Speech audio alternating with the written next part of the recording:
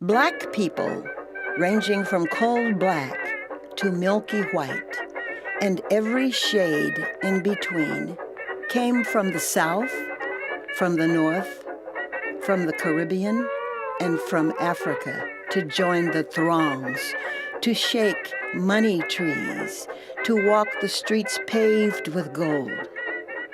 They came for opportunity, to escape poverty and oppression. They came to walk along 7th Avenue or Lenox and that great boulevard of dreams, 125th Street, and those with stars in their eyes surely saw Harlem's stages and bandstands in their future.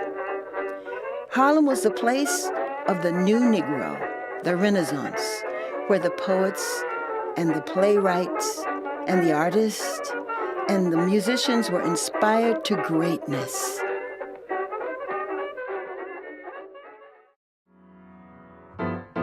People came from all over the world to hang out in Harlem.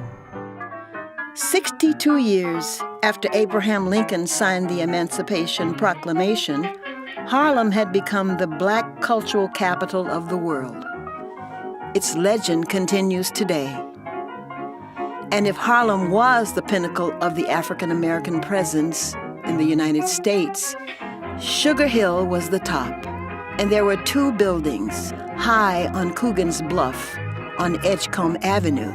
409 and 555 were, perhaps, two of the most important dwellings in the cultural, political, and social lives of the people of the African diaspora spread across Harlem, the nation, and the world.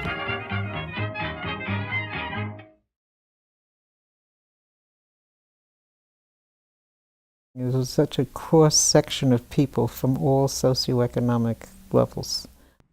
They didn't have that many choices, number one, in New York. You know, they virtually had to live in Harlem.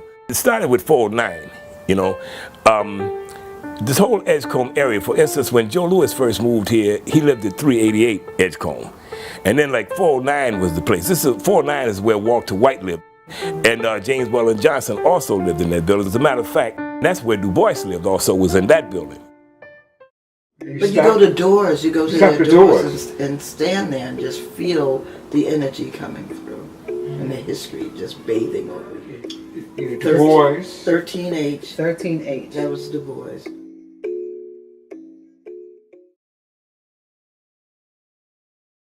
Andy Kirk, Don Redmond, Snub Mosley, Erskine Hawkins,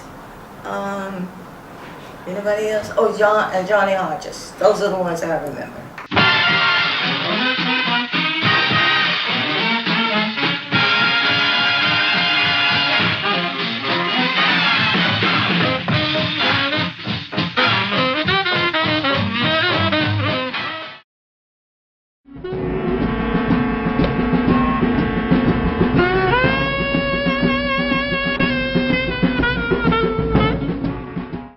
How did one of the most famous thoroughfares in the world get turned into a strip mall?